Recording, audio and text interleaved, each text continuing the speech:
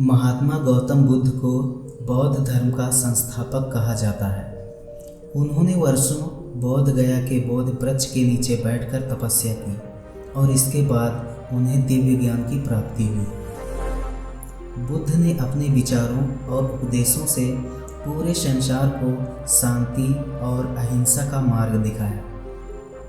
इसलिए कहा जाता है कि बुद्ध के विचार आपका जीवन बदल सकते हैं। बुद्ध की आज की अमृतवाणी में हम आपको बताएंगे गौतम बुद्ध से जुड़ी एक ऐसी कहानी के बारे में जिससे आपके जीवन में खुशियां ही खुशियां रहेंगी, क्योंकि बुद्ध का मानना है कि यह पूरी तरह से आप पर निर्भर करता है कि आप खुशी या गम क्या लेना पसंद करते हैं। एक बार बुद्ध एक गांव से गुजर रहे थे, लेकिन उस गांव में लोगों के बीच गौतम बुद्ध को लेकर गलत धारणा थी, जिस कारण वो बुद्ध को अपना दुश्मन मानते थे। जब उस गांव में बुद्ध आए तो गांव वाले उन्हें बहुत भला बुरा कहने लगे और बद्दुआएं देने लगे, लेकिन इसके बावजूद भी बुद्ध गांव वालों की बात शांति और मुस्कुराकर चुपचाप सुनते रहे। गांव वालों ने देखा कि उनकी बातों का बुद्ध पर कोई असर नहीं हो रहा है और वे विनम्रता से उनकी बातें सुन रहे हैं। गांव वाले जब बोलते बोलते थक गए तो आखिर में बुद्ध ने कहा कि यदि आप सभी की बातें समाप्त हो गई हों तो अब मैं प्रस्थान करूं। बुद्ध की यह बात सुनकर गांव वाले हैरान रह गए, लेकिन उस भीड़ में एक व्यक्ति ने बुद्ध से कहा कि हमने तुम्हारी कोई प्रसन्नता नहीं की है, हम तुम्हें बद्दुआएं दे रहे हैं, क्या तुम्हें इससे कोई फर्क नहीं पड़ता?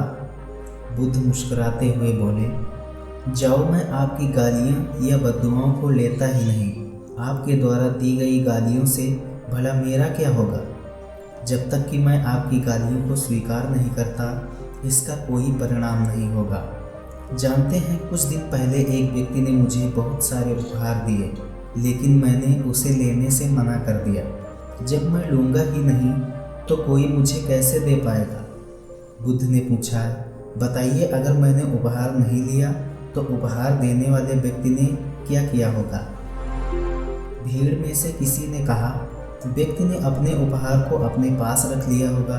बुद्ध ने कहा, मुझे आप सब पर इसलिए दया आती है क्योंकि मैं आपकी इन गालियों को लेने में असमर्थ हूँ और आपकी ये गालियाँ आपके पास ही रह जाएंगी। भगवान गौतम बुद्ध के जीवन से जुड़ी इस कहानी से यह सीख मिलती है कि हम अक्सर अपने दुखों का कारण दूसरों को समझते हैं, लेकिन असल में यह हम पर निर्भर करता है कि हम वास्तव में लेना क्या चाहते हैं, खुशी या गम, उदासी या मुस्कान।